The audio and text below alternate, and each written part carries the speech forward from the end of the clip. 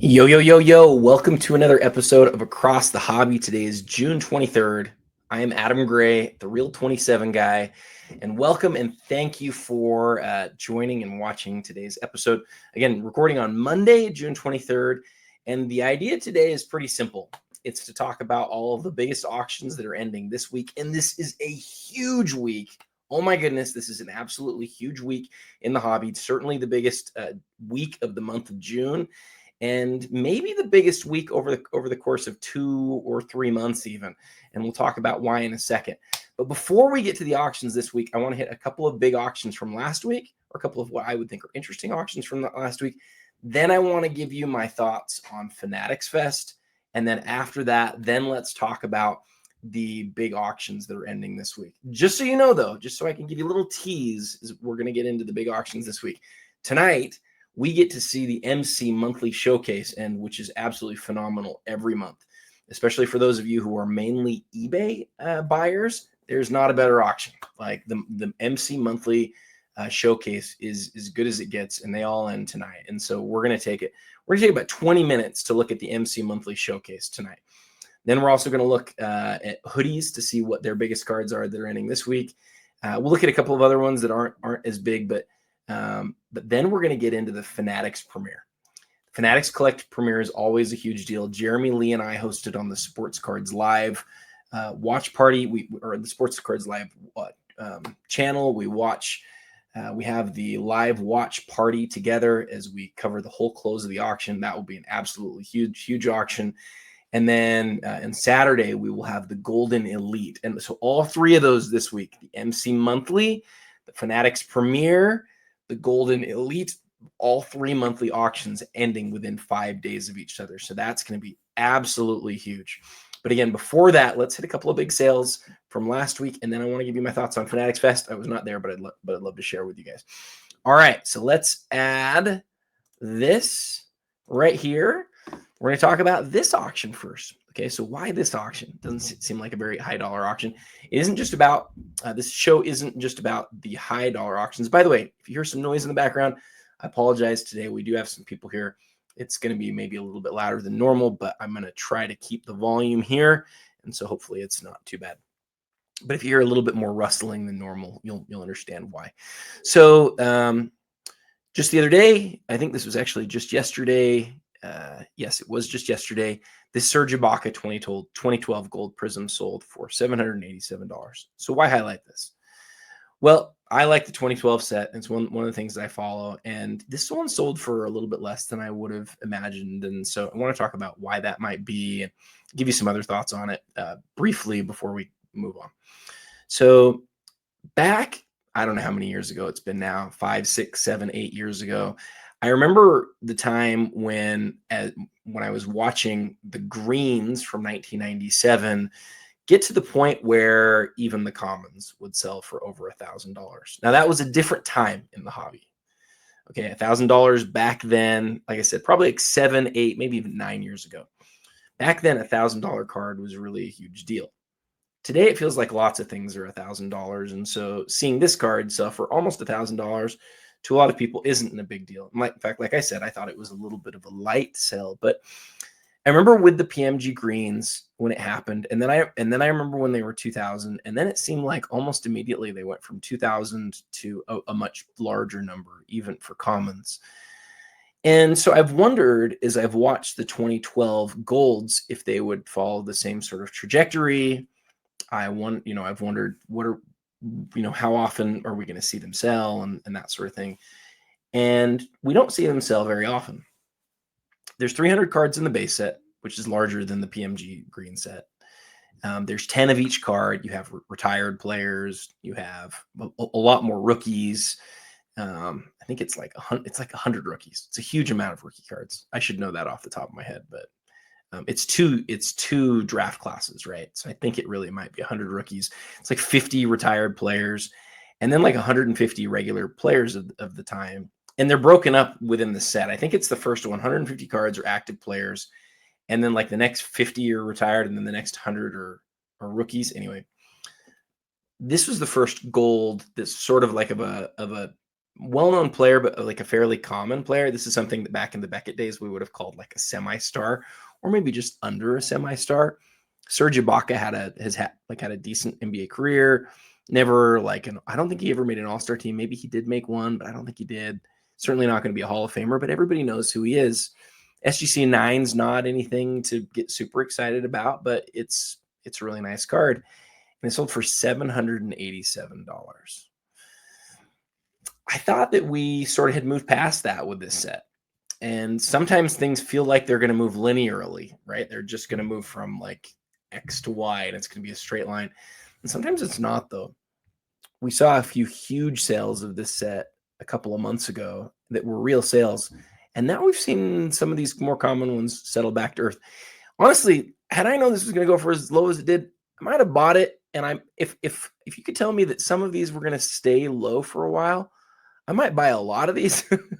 I'd love to find 20 Serge Ibaka guys around $800 and just park that money there for 10 years or something like that. Because again, if you believe as strongly and I do in the set, it would be a great place to be. But I don't really know what else I want to highlight here other than that maybe there are some opportunities on some of the more common cards.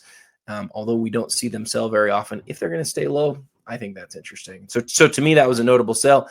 The other one that's super notable to me was this Mira Tuda Sport Wilt Chamberlain 1968 sticker.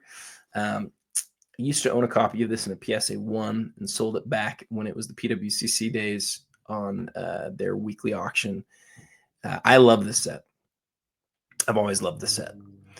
I love it because you get the XRC of Lou Alcindor, comes before his 1969 Topps rookie. And I love it because you get the only Wilt Chamberlain in a Globetrotter uniform card, which again, card sticker, you can sort of use those interchangeably. The story here was that it's a pop one, none higher. And like I said last week, if you watch the show, you're probably going to see a pretty big sale on this week. And so we're not shocked to see it sell for $13,200.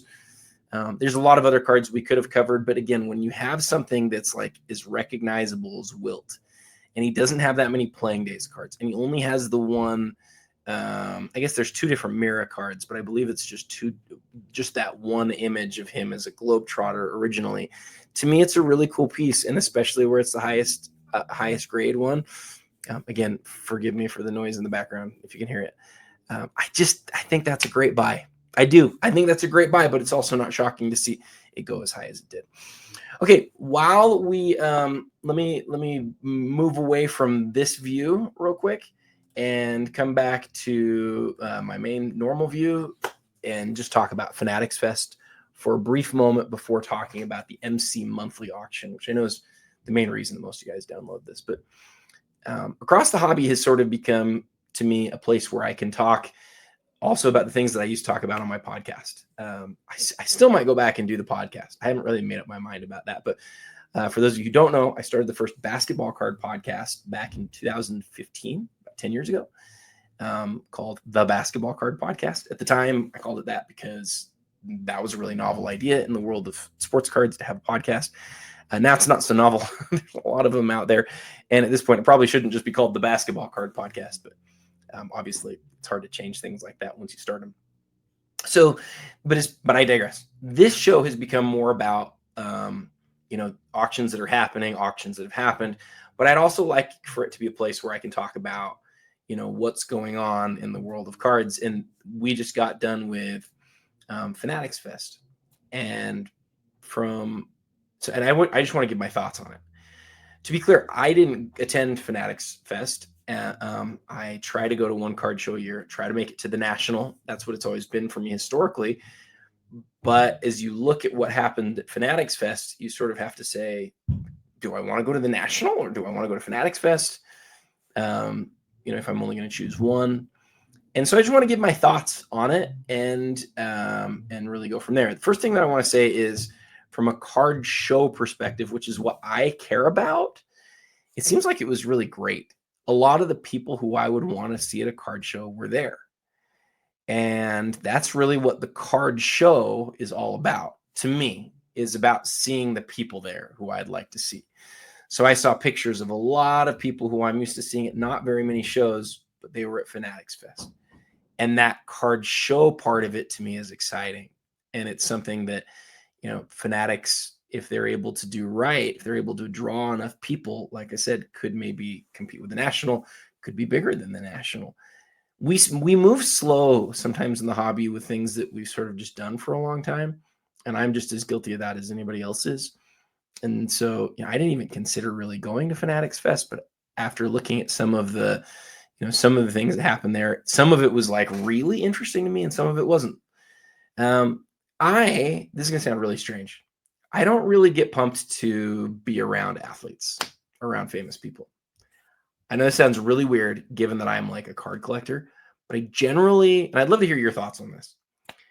I generally don't really get excited about the idea of like meeting really famous people. I don't. My experience has been more often than not meeting famous people's sort of a disappointment. I would rather hang out with a big card collector who just loves cards and loves like the history of cards than I would like the most famous basketball players. And I know that sounds insane, but it just doesn't really do it for me. Most of our heroes sort of let us down when we meet them when they're just athletes. That doesn't mean that I don't absolutely love cards. I love cards more than anybody, but it's not just because of the players, right? To a lot of people, cards are a way to sort of like just own a piece of the player. But to me, cards have become more about like the history of the cards and understanding that. And that's why it's interesting to me. That's also, I also still really admire certain players and like having a piece of them, like I sort of just described. So but it's different in that I don't really care as much about like their current performance on the court. And I think for a lot of people, the hobby is about like collecting things for people who are currently active. That's just not my hobby at all in any way. I just don't care about that. I am not somebody who cares about, how a player is playing today the way that other people do. But I know that other people do because I did for a long time, right? I've collected for 30, I don't even know how many years, 36, 37 years now. And so continuously, right? I never left the hobby, right? I never left. I collected the whole time. The only time you can say I didn't collect was when I served my 2-year mission in England, which we talked about last week. So I digress. That part of Fanatics Fest where it's like, hey, the athletes are all around you, that it has a great appeal to other people though. And I recognize that immediately when you see Wemby and Cooper Flagg and Tom Brady all walking around, when you see Kevin Durant like just amongst the people, like that is really an interesting thing that Fanatics can provide that I think is really appealing to a lot of people. And you have to really take your hat off to them because they've put together something that I think to potential new entrants, which was what we care about, right? We want people to come into the hobby. To some new entrants, that is going to be so interesting. And you see all those clips that you're going to see, and there's lots of amazing clips from this, from this last couple of days. You see those amazing clips. It's very exciting to be able to sort of think, oh, I could be part of that next year. I think for most people, again, for me, not so much. I'd rather hang out with you as a card collector than Kevin Durant. Nothing against Kevin Durant. I'd actually love to have a conversation with Kevin Durant. I think he's really interesting. But most athletes, I don't really feel that way about as much.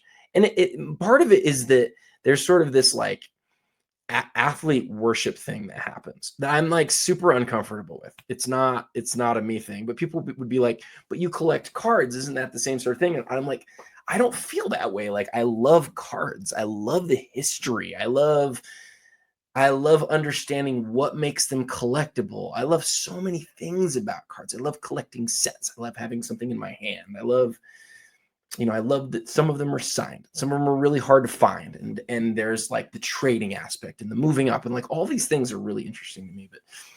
But the knowing the players and like connecting with them, not as much as it is for a lot of people. Having said that, I have these things that I collect from like things that I loved when I was a kid. And I had done that for a long time. Anyway, I digress. And I've done that already 2 or 3 times.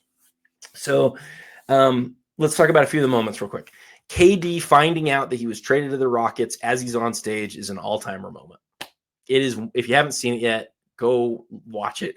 He's sitting on stage and people start yelling, "You got traded to the Rockets." And that's just incredible. the Roth Cards and his partner, I forget his partner's name, Sports Card Taxi, I think it is.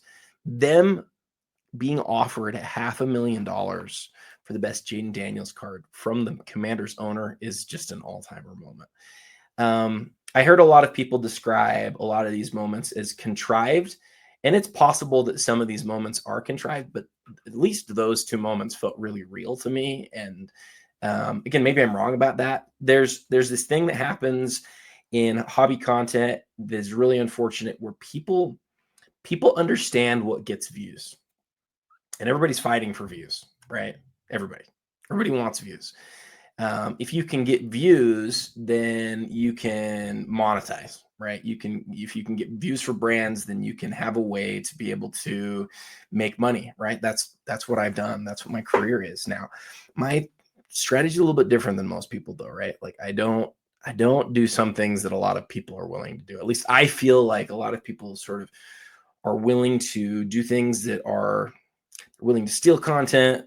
They just talk about things that are like super just discussed all the time, and a lot of people do the same things over and over again. It's not who I am. Like, again, I want to actually educate. That's pretty much it. I want to educate and entertain in a way that's like educational. I want you to like watch something and feel smarter for it. That may not always come across the hobby, but I hope it sure does on my reels on Instagram and on other social networks. So that's my goal, but that's not what other people do, right? So gosh, where was I going with this? So those contrived moments, those moments that people are like, oh, that's contrived, like those things are going to happen more and more, because there's a lot of interest in people being able to like create content for a living, or people who just want to create content because they want to have bigger followings. Sometimes we follow things in the hobby that are like, again, not super interesting to me, and so I just stay away from that stuff. I would encourage you to do the same, but I would also like really encourage you that when you like something, to share it, to like it, to do the things that get that person who's creating that content those benefits. I get so many DMs from people who are like, thank you for producing this, thank you for doing this. And I'm always like, you're welcome, but could you please say that in a public place? Because like people, like this is how people know that you're being watched, right? The average person who watches this, you guys might find this funny. The average person who watches this show watches like 30% of the show. And if you're not a content creator, you're like, oh, that's not very good. That's amazingly good. Okay. Like the average one of these shows gets watched for like 40 minutes or like 35 minutes, depending how long it is. And the reason for that is that like there's very few people watching. Those of you who are watching are like watching the whole thing. And thank you for that. But most of the big shows that get tons of views, they don't have that sort of watch time, right? Most of them. Some of the big shows are amazing, by the way. Amazing. Like they've done incredible things. So I want to put that out there too. You guys know I press record and then I press stop at the end, and then I load this thing up, and that's it. This is more about other things. Anyway, I'm like way off track now. I got to come back and get into what this show is actually all about. But the Jaden Daniels moment with Sports Car Taxi and Josh was just awesome. I loved seeing that. Congratulations to those guys. I don't have anything but positive feelings. Some people, you could tell in the comments, are like super jealous. That's a really cool moment. The Katie moment was incredible. Patrick Ryan bought a $250,000 card. Maybe I shouldn't say this. Patrick did tell me what the card is. I basically begged him. It's like, Patrick, tell me what you bought. It's a card I'm really jealous of, like really, really jealous of. And I'll just leave it at that, because it's up to him to share that. But that was, to me, one of the other moments of the show that was really cool. The big athletes walking around and those things. Like there's so many different things, and we could highlight a few more of the things that were really cool. But I from what I could tell, it was an amazing show. It's designed to bring new people into the hobby. I think that's a very good thing. I think you want to give Fanatics a ton of credit for it. It may actually be the thing that replaces the national. The stuff that's family friendly has me so excited to like maybe even bring my kids to it. In general, I don't feel comfortable bringing my kids to a card show. I don't. I'm like, you guys, for those of you guys who don't really know me, like I'm a super dad guy, right? Like I got 4 kids. They're 15, 12, 9, and 4. And I just am not going to put them in a place that I don't feel like is a wholesome, good place. And so would I take them to the National? I wouldn't. Sorry. I don't feel super comfortable being at the National sometimes myself. I, for the most part, do. But there's some things that make it tough. And so if Fanatics, and I don't know that all Fanatics is family friendly, by the way. We'll have to watch Fanatics and see how they change over time and see what decisions they make. But if they make decisions that are not family-friendly decisions, then I will be out on that, right? If they make decisions that are, or that are good, like this felt like all the sports things, people there with their kids, like very much in on that. But you can't then do that and then have everything else be like not family-friendly. And so we'll see as time goes by some of the decisions that they make. But I'm very impressed that they put on this event, because this is a many millions of dollars event to put on. I don't know that they're making money on it. I doubt that they are. They might have. I don't know. I'm guessing not, but they might have. And there are kids that are at this thing, and those kids are having an amazing time, and the kids are interacting with cards and learning about cards. And if we can connect kids to the hobby as much as possible, not just through flipping and making a ton of money, then we're doing some good things. So I have lots of thoughts, by the way. I've been in this thing for 30 something years and have worked with literally almost every company in the space at this point. Literally all the big companies, at least. And I have lots of thoughts and feelings about ways that the hobby could change for the better for kids. If any of you ever want to talk about it, I'm like thrilled to talk to you guys about that.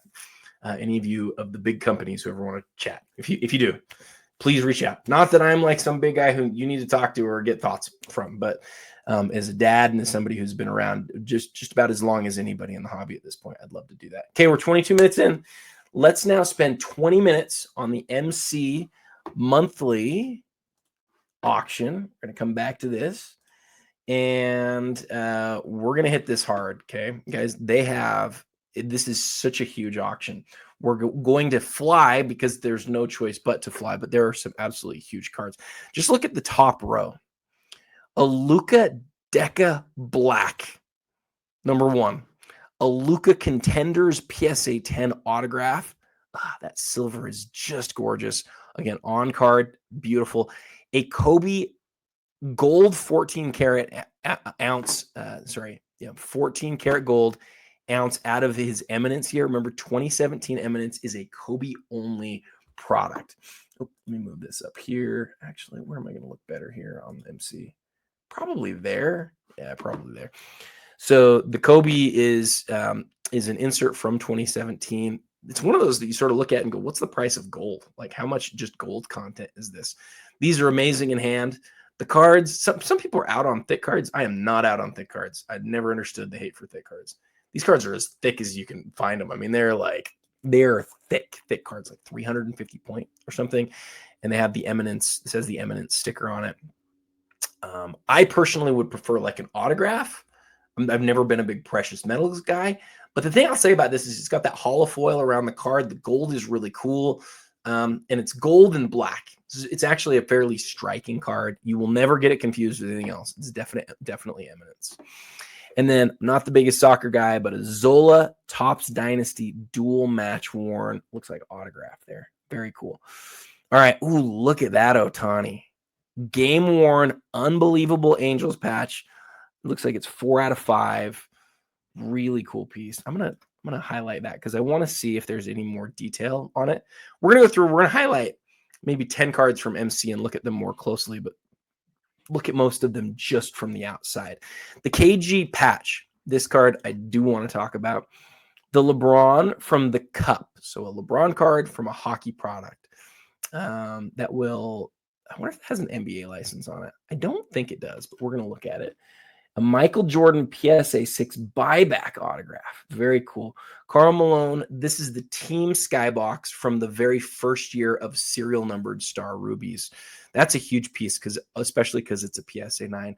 The only card I've ever owned from this set was Dennis Rodman. I sold it to a good friend, and it's just a beautiful set. I would argue that the team skyboxes are better looking than the base cards, but I would prefer a base card because in general you'd rather have the really rare card of the base card than the subset. Team skybox is a subset. Again, a subset is a set within the set. An insert is a set outside of the set. Subset is within the set. Sometimes people get that wrong. Some people believe that the opposite of what I just said is true, but it's not. A subset is a set within a base set. And Star Rubies are within the base set. Really nice mantle, 4.5. One of the best looking vintage baseball cards ever made. PSA 10, Topps Chrome. I don't know the set. I need to learn more, so we're going to look at that one. Lionel Messi 2022 autograph, or is it autograph? It's just autograph patch. We're going to look at that one as well. Connor McDavid 8.5 of the Cup. Ant PSA 8 gold, really incredible Gunnar Henderson patch autograph. Really, the Scottie Pippen's an interesting one. They did make a regular black in 2013, but next to it, and only thing ahead of this one is the regular black. It's the black mosaic. This is the first year that they made black cards in Basketball Prism.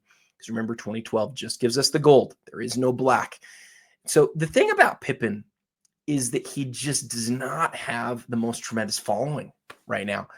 I don't know if it was what he said about Jordan.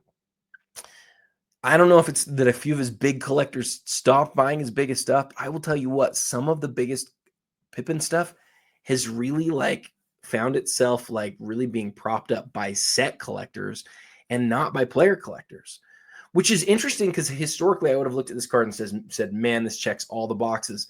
I don't know that it checks the player collector's box anymore because I don't know that there's people really who are like the biggest Scottie Pippen guys. It still checks some really important boxes as far as set collectors go, though. And so I shouldn't say propped up. That sort of is has some negative connotation. This is from the first year of Black Prisms. It's a huge deal. But I wonder what it'll do tonight. Very, very interested to watch that one tonight. Kobe PSA 10. This set is not like the rarest set, but it is one of the coolest looking sort of clear plastic die cut sets ever. It's significantly smaller than a regular card because of the die cut. A lot of them graded high, but still, it is an early Kobe that is unbelievably designed. That's a PSA 10, and that's nothing to scoff at. An 85 OPG Gretzky and a PSA 10. Check the pop on that. That's a huge piece. Jordan on the Star Power Supreme. Beautiful card. 1 in 288 packs, I think, per on those. Really tough. A KG Exquisite limited logos from the best looking year of Exquisite limited logos. Great looking autograph.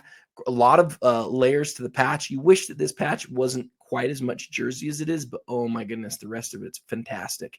BGS 9. We'll look at that one as well. Oh man.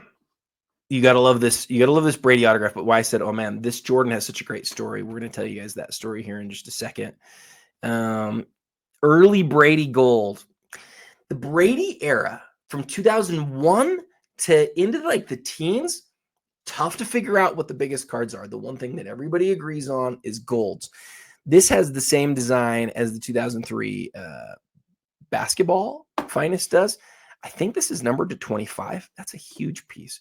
Big McDavid, looks like it's a printing plate from the Cup from the rookie year. That's very, very cool. An Ovechkin, limited logos, crazy patch. Check out this bat knob. Randy Johnson, huh? That's interesting. So it's a bat knob and an autograph. When you think of Randy Johnson, do you think of him using a bat? I don't. I think of him obviously as a pitcher. So that's really, really a cool piece, really a different, unique piece for Randy Johnson. At least I think so. Maybe I can't remember for in the rules in baseball, which one's DH, which one where the pitcher can hit sometimes. I don't remember Randy Johnson batting. Man, he's like 6'9" or 6'10", right? That would have been really fun to see. LeBron autographics, interesting piece. You don't see a lot of LeBron autographics type cards. Why? Because he signed for Upper Deck. And autographics we think about as a Fleer or a Skybox brand, but remember Fleer Skybox was owned by Upper Deck those last few years. So he does have 1 or 2 of these, but not many. A PSA 10 on this Jordan. I skipped right past some of these other big cards here. Messi, Maradona duel. Huge Kobe molten metal set that I love. The pinholes. Fun thing to do on this one is to slip a little white piece of paper back and forth behind it. It is such a cool effect and shows off their face really in an interesting way. Everybody who I know is a big soccer guy. All of them are talking about Lamine Yamal, sorry. I don't watch soccer enough to know. What I do know is that when a lot of big collectors or big sort of speculators are after the same player, it's a time to watch what's happening. Sometimes you say to yourself, I'm not going to get in because all these big guys are in. And sometimes you miss out because you had an opportunity during that time. I remember this happened with Kevin Durant early on. I felt like everyone was getting into Kevin Durant and like, oh, you probably missed the chance, so don't go after it. And then the cards proceeded to like triple after that fact. So the question is, where are we with Yamal? And I don't have any idea what the answer is. Big SGA game used RPA there. A Beckett graded Jordan autograph from 1990 Hoops. The PSA 10 XRC of Mahomes. Morant Color Blast. Mahomes 2017 National Treasures autograph. Really interesting piece of Kobe Bryant from second year National Treasures. A Steph flawless game used. And then a Jordan Love gold. Let's go to page 2. Yeah, we're going to go even longer than 2 pages, though. This is really long. LeBron, maybe one of the best looking autograph sets ever. I think it's between 2005 and 2004 on the enshrinements. This is just fantastic. Brock Purdy, this is the gold vinyl. It's going to be numbered to 5. Huge piece.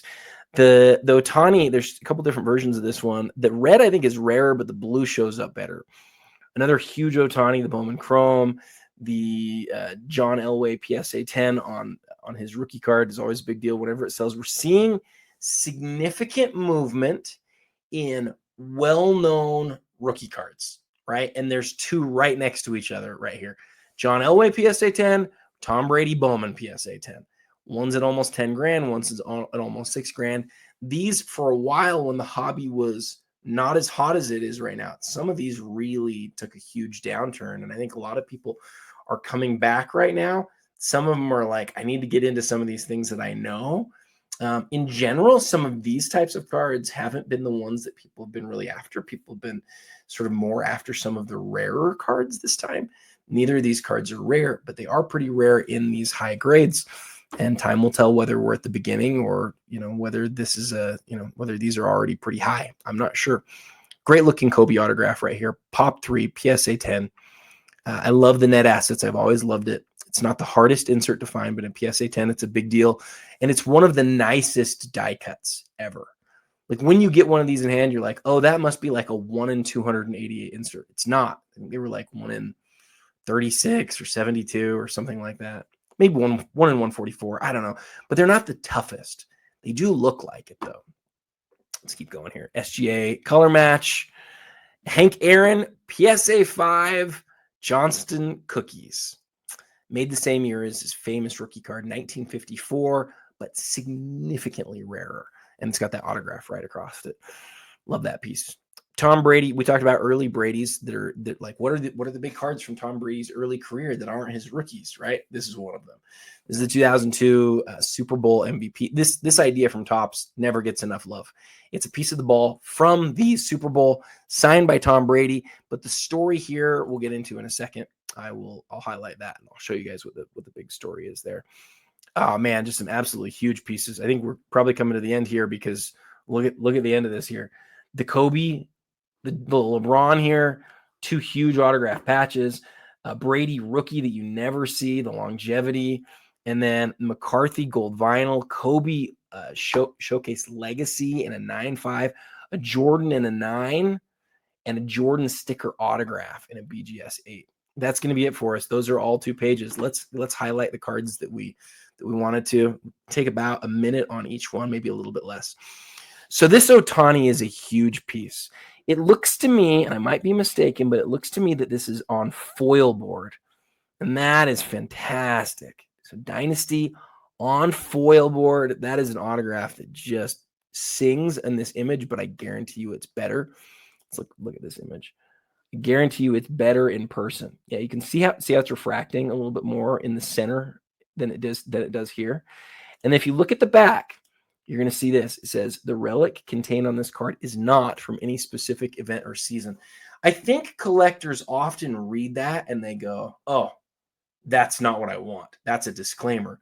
But what I think people throw the baby out with the bathwater, because look back at this: certified autograph issue and game used memorabilia.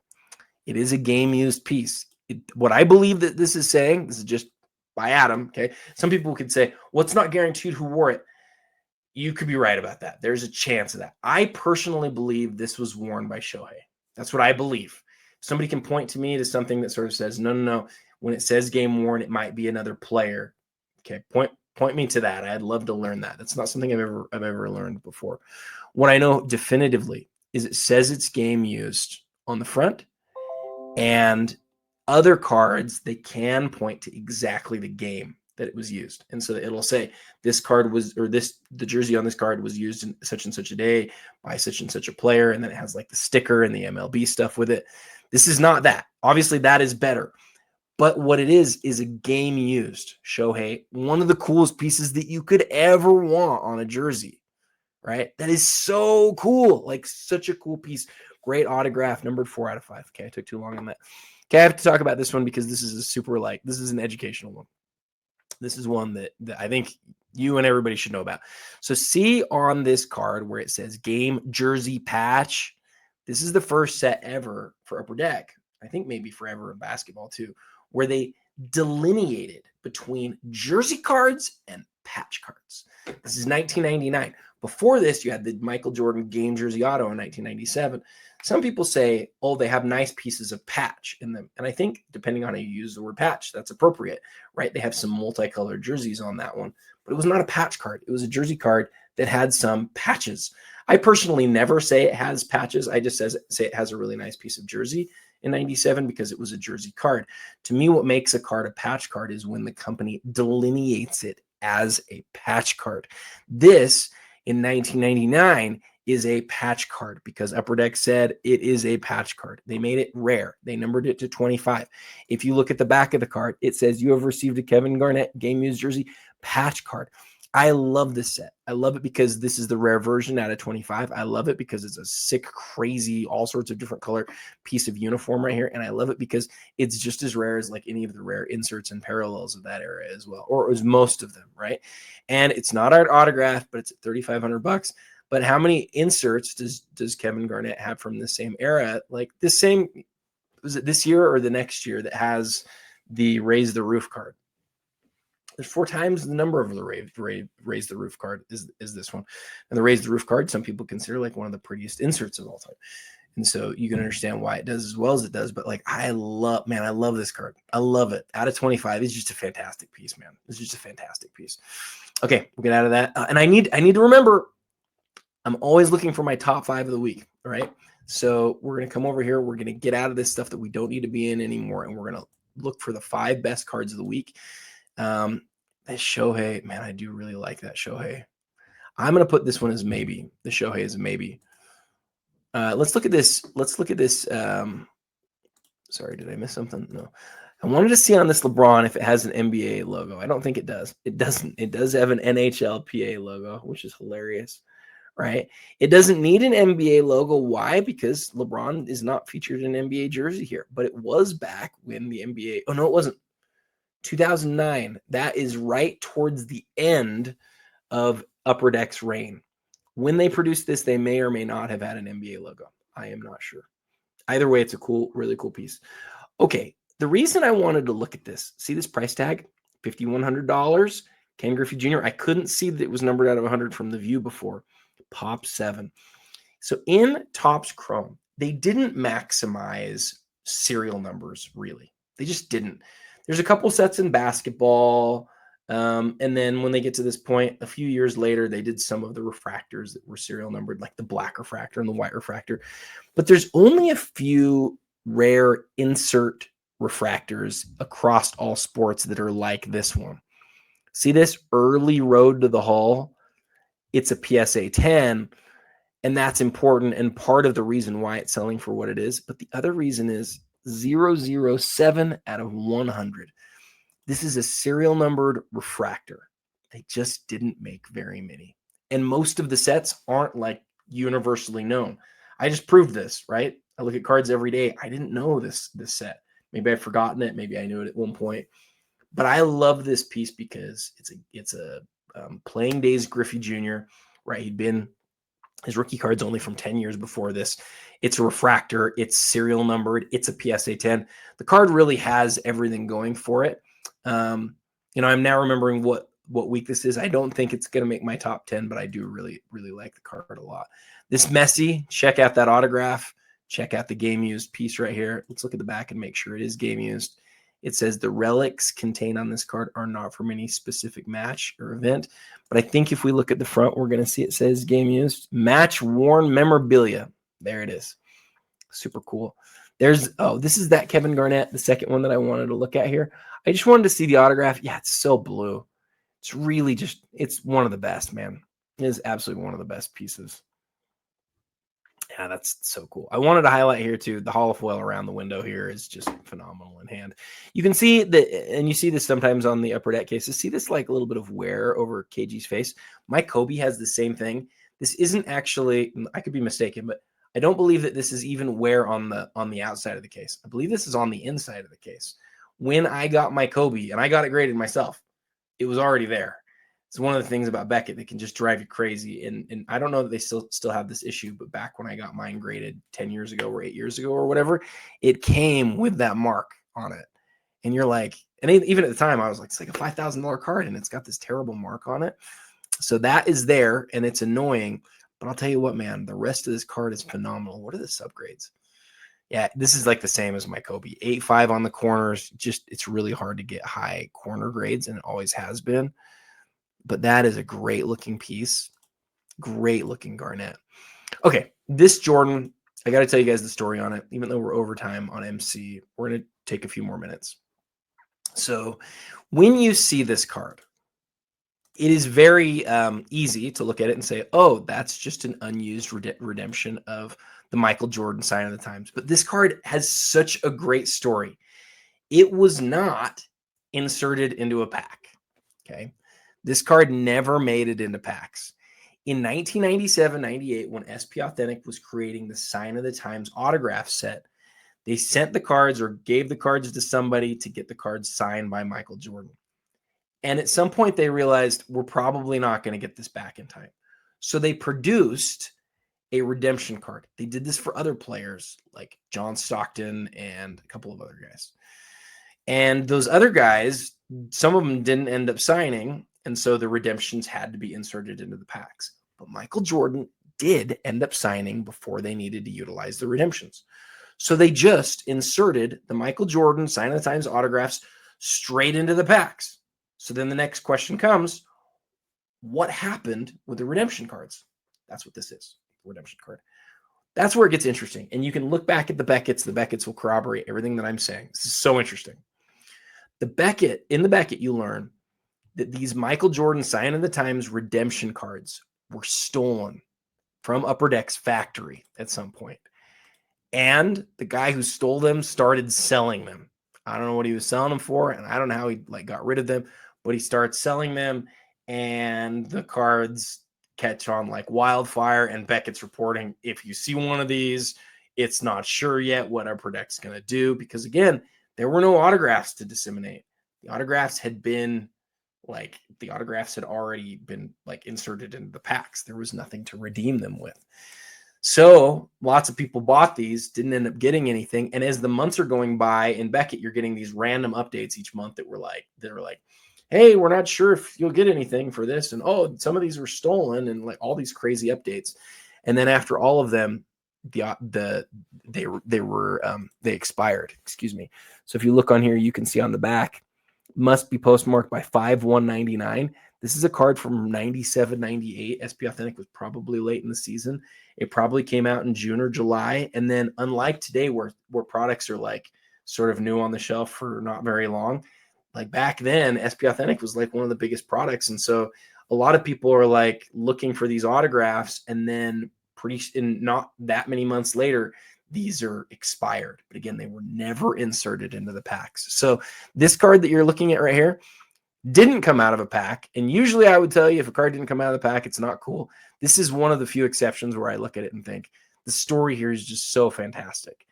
The card to me, this is like, I would love to have this card.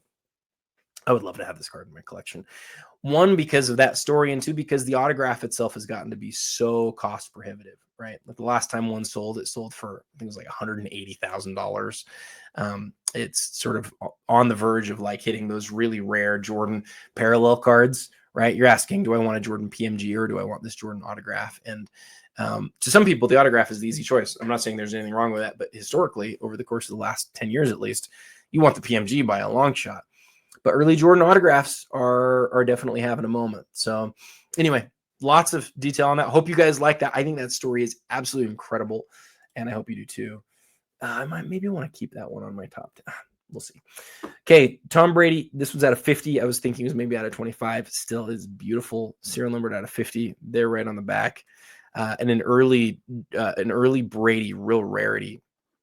This one right here, I just wanted to highlight how blue that autograph is. I've seen really dozens of these cards at this point, and so many of the autographs are really faded, like very darkened.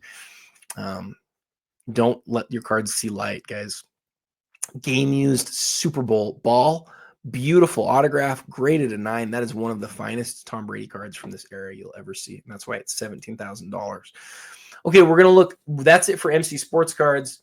We're going to take a brief look at Hoody's Collectibles now. Hoody's has major auctions ending every week. Would always suggest that you guys take a look at them. JJ McCarthy, rookie ticket.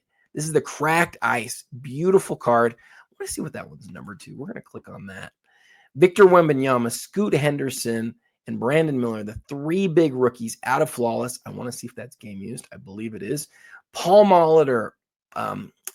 This is the what's it called? The nameplate off of the bat. Amazing piece with his real signature above it. That's fantastic. I remember calling Paul Molitor Paul Molitor and having my cousin make fun of me for it forever. And so every time I see Paul Molitor, I think of that.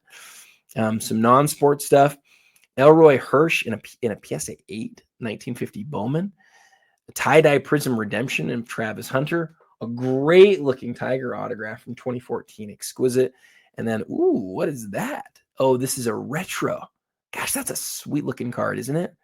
2001 retro tribute autograph, Tiger Woods. I love his autograph, and I love it on that card. Bobby Witt Jr., gold refractor out of Bowman's Best. Juan Marshall, PSA 8. Oh, this Stockton's a huge piece. I'm glad I scrolled down a little bit more. This isn't going to sell for $530. So I said earlier that 2004 Exquisite is the best looking year of Exquisite. I believe that it is, and I believe that second is 2008. 2008, I could even see you taking over the 2004. Some people don't like that the autograph runs one direction, whereas the card's orientation is the other direction. I do not mind it in the slightest. I like the full image of Stockton.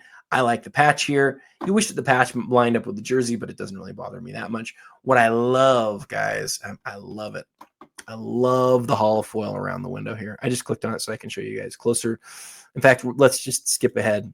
The McCarthy's numbered to 23. That's what we wanted to see there. This patch is going to say game used. The enclosed game used material. So all of those are game used. Wemby doesn't have a lot of game used rookie cards. This one's numbered 1 out of 5. His jersey number and his pick number. And then both pick number 2 and number 3. That's just an awesome piece. We'll get out of that. We'll get out of this one. And then lastly, the Stockton. Oh, man, and a PSA 8 too. This is a huge Stockton. Serial number in hollow foil. Great blue autograph there. PSA 8. Yeah, this card's got everything going for it. My son was given a Darren Williams from this set. Given it by somebody who is a friend here or a friend on social media, and it was like the nicest gift ever. But then since then, like the nice cards from this set have really exploded in value. So if you are a highly collected player and you have a limited logo from this set, it is a big deal. This is a big deal, John Stockton card. Add this one to your watch list. I think this one will have a fun ending. I don't think this will make the top 10 or top 5 because of all the other big stuff that's coming, but I am going to put it over here. So right now we have the Shohei and we have the Stockton. We already talked about the Garnett. All right, we looked at hoodies. Now we're going to take about 20 minutes and we're going to look at the Fanatics Collect Premiere. And the Fanatics Collect Premiere, as I always say, Jeremy and I are going to cover all of these Thursday night. Okay, so join the live show, join the chat, ask all the questions you ever want to ask, talk to us. Like, it is so much fun to have people on the show with us to then ask us questions and to give your opinions. Say what you think. If you think that something is, great or overrated, like say whatever you think, and we'll address your thoughts. We're not going to be able to look at everything in the next 20 minutes, but I want to highlight some. We start out with the Jordan. I want to have a conversation about this Jordan. This is the Jordan PMG Championship. This is a card that I own in a BGS 9, and I want to tell you why a PSA 7.5 might be nicer than my BGS 9. So we're going to talk about that one. Let's look at, look at this Mahomes. We haven't seen one of these sell in a while. We saw like a flurry of these sell during the pandemic peak. Haven't seen one in a while, though. This is a BGS 9 of the 1 out of 5 with the logo. That is such a cool piece. This Duncan is a booklet, but boy, is it a cool booklet. This is an all-star game logo man autograph. Whew. As far as crazy Duncans go, it doesn't get much better than that. I want to look at that one real close. Wow, what timing on this SGA. PSA 10 on his gold prism. PSA 9 on the Brady out of 25 credentials. PSA 7.5, nothing to scoff at on the star. $65,000 on that. Look at this Manning from 2006 Ultimate. It's got the NFL shield on it. Wow. We're going to take a close look at that. Big Kobe right here. I've seen a lot of these. That's really nice patch. Looks like it's part of the 8, part of the inside part of the bottom half of the 8. Some of the Laker jersey there, but really a unique part of the piece or part of the jersey. The Jerry Rice PSA 10 rookie card. PSA 3 on the mantle. An unopened box of 86 Flair. A really nice Caitlin Clark card.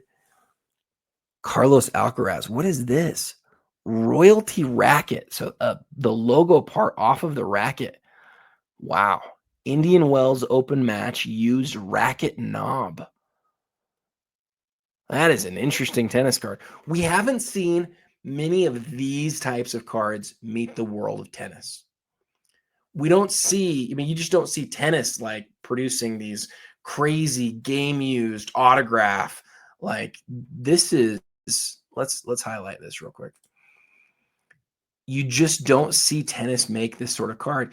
You've got the holofoil, you've got the autograph, the inscription, what do they call this? The racket knob. Yeah, the racket knob with that logo. And then we look at the back. Does it tell us?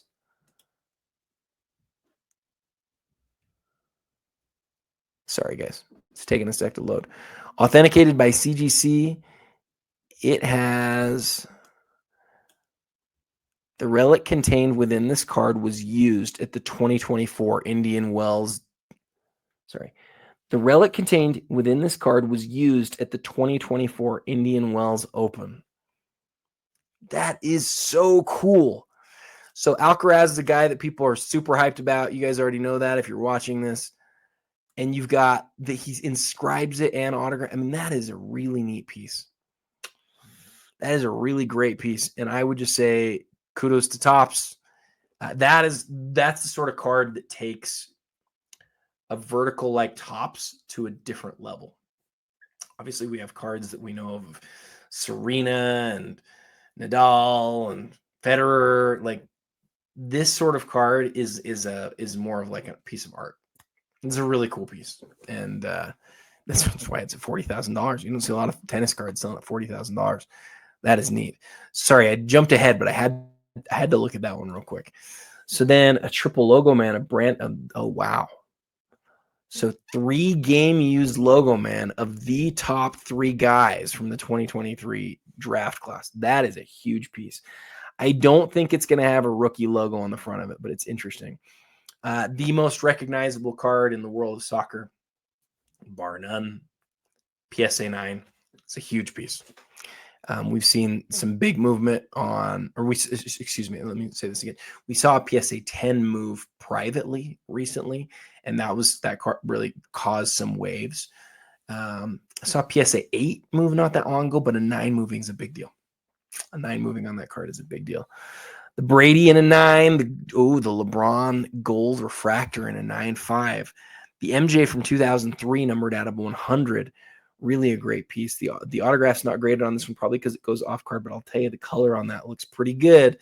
We'll take a look at that one and see if what I'm saying there is true. Here's another 2003, same sort of thing. That one does not go off card. The Michael Jordan game floor at a 25. Oh man, we're only on the first page, and there's 14 pages.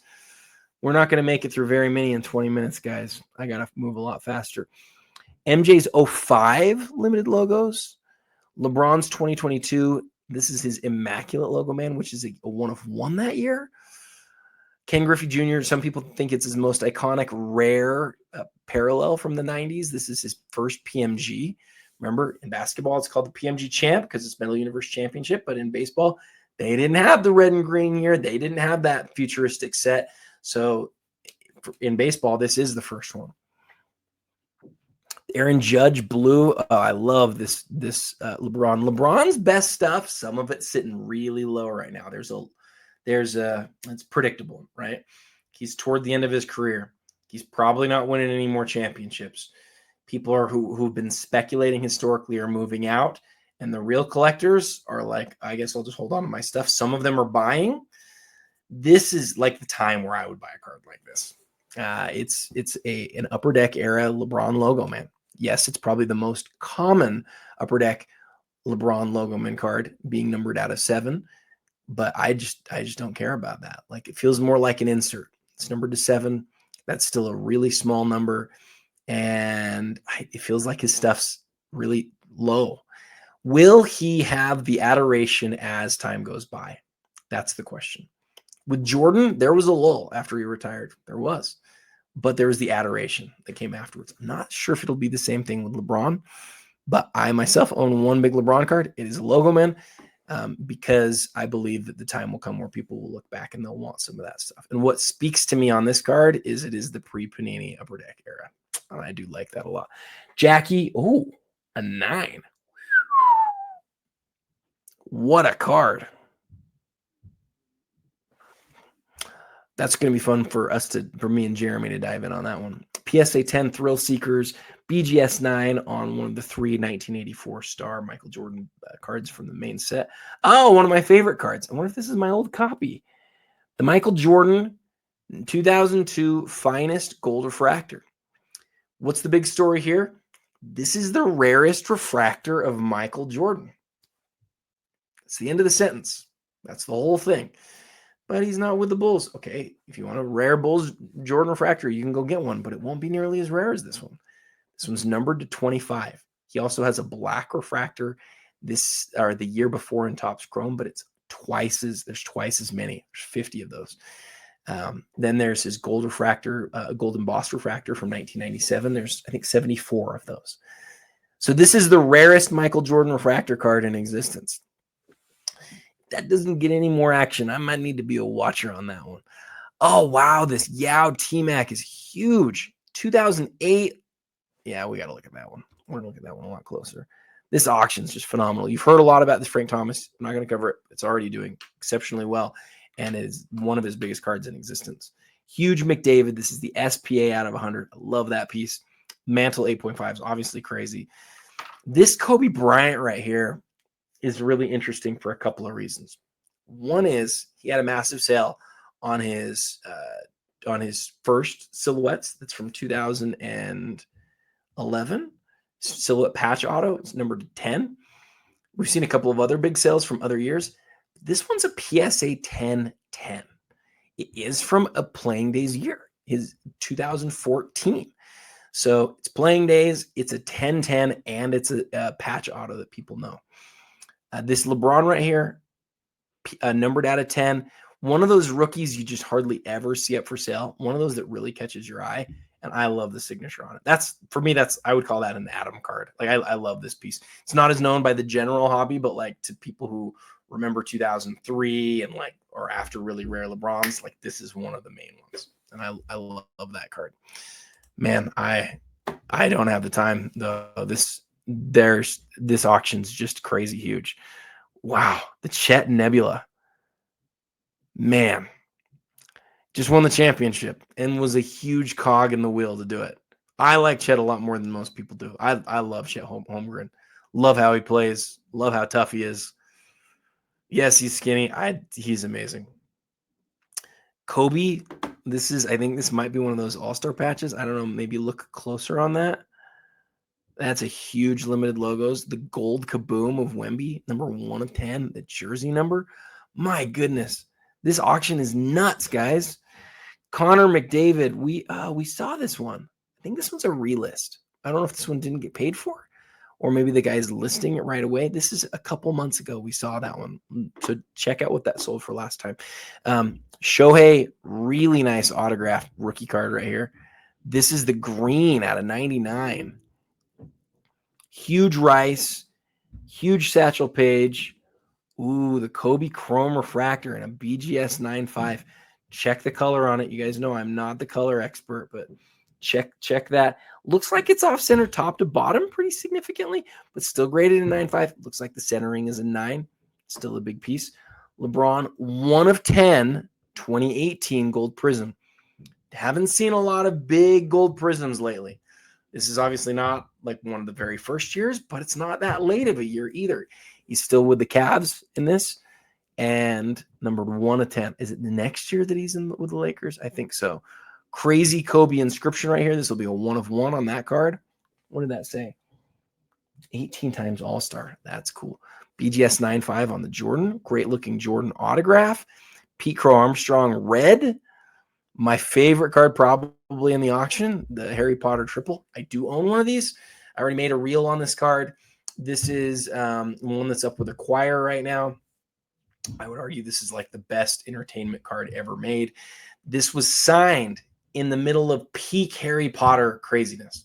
In 2004, when The Prisoner of Azkaban came out, this card is produced and signed by all three. The other thing that's very interesting, Emma Watson already at this point had sort of produced this. Her autograph's amazing, and she writes almost like it's in calligraphy. But for whatever reason for this, she changes up the E, right? The rest of the autograph looks very similar to what you would expect. I sort of had this belief that Emma is either just still working on her autograph or recognizes there's not enough room for her to do her normal autograph with both Daniel Radcliffe and Rupert Grint also on the card. I looked for a copy of this card for almost a year and found like 10 copies across the world. I've never had a card that I sought for longer. I went crazy trying to find this card. A friend told me that it existed. I didn't believe it. Then I saw an image of it and I said, I've got to find a way to get that card.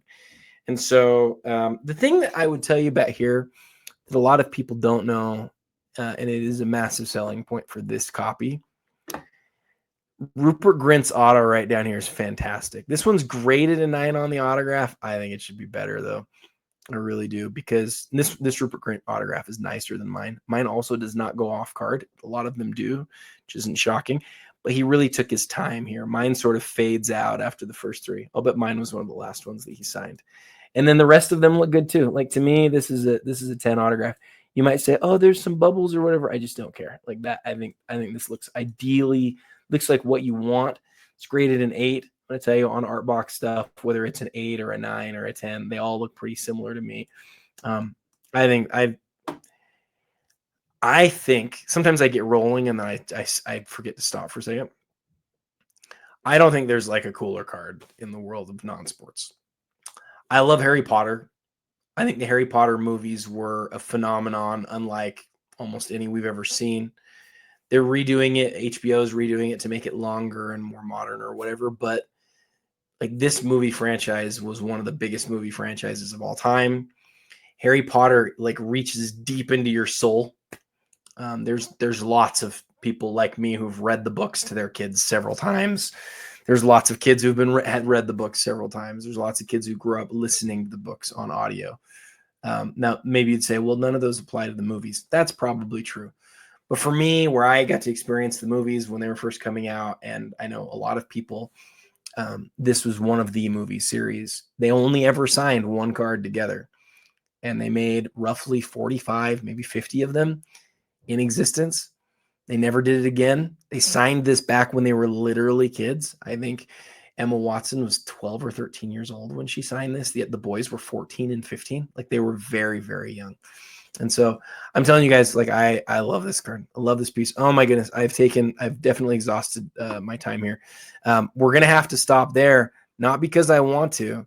I don't want to. We're on, like, what are we on? Like the third page? We're on the third page. Man, I'm skipping so much of this, but we're out of time. Come join Jeremy and me on the night that it closes. I said at the beginning, why might this card be nicer than a BGS 9?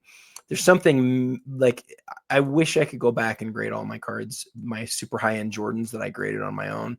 I wish I could go back and grade them with PSA. And the reason is, and I'm not, like, paid by PSA to say that or anything. The reason is, like, the clarity. Some people told me this along the way. I've come to care more about it. But the clarity on the case is just better. I don't believe the cases are as strong. That's the downside. But on this card, when you get this card in hand and you tilt it side to side and you see this pattern, the scope pattern, those little circles move around in a circle as you tilt it side to side, it's just unreal. And so, I don't know if a 7.5 is equal to my 9. My 9's really nice. This card's really nice, though. Like, I just looked at the corners and the edges. The back is where you see some of the issues generally on this card. Now, this card is phenomenal. See this, like, little white right here? That's on the jersey. That's part of the jersey. This right here is, I don't think, supposed to be there, and there's some other things along the edge. But, like, that's normal, small stuff. You'll see it on everything. Frankly, I'd be worried if you didn't see it. You'd have to worry about trimming and fakes and things like that. A little bit of white over here. Wouldn't have shocked me to see this. Honestly, if this was graded a lot longer ago, this card could have been a 9. The difference, people don't know this, so let me, like, get on my soapbox real quick. The difference between a 7.5 and a 9 on this could honestly be when it was graded. You can see that this is graded with the 9 at the front of this. If this card had a 2 at the front of it, it might have been a PSA 9. If it had a 1 or a 0 in front of it, it might have been a PSA 9. But as time has gone by, unquestionably, PSA has gotten more difficult on cards like this. They just have. So a 7.5 that was graded over the course of the last few years on this card may be a nicer card than a card that's an 8 or a 9 that was graded years ago. This card may be nicer than my BGS 9. I think, and I've looked at my BGS 9 obviously really close, I think they're probably about the same. So with that said, what would you rather have, a PSA 7.5 or a BGS 9? We're going to find out what the market thinks. All right, let's hit these real quick. This Duncan, I just need to confirm that it's game used, but it's flawless. It's gonna be a freaking game used card, isn't it? This is one of the coolest Tim Duncan cards I've ever seen. I don't even like booklets, but look, the enclosed game worn used material, which was worn on 2/17/2013. Is that his last All-Star game? Did we really cut up Tim Duncan's last All-Star game jersey so we can have this card? I mean, that's 2013 All-Star game. I mean, that is awesome, guys. I got to put that up here. I obviously have to put the Jordan up here. It's going to be hard for some of the other auctions to get cards in the top 5 this week. The Peyton Manning, this is the shield. I think it's a smaller shield than maybe like the regular one off the jersey. I love this era of Upper Deck. I love this era of Slab.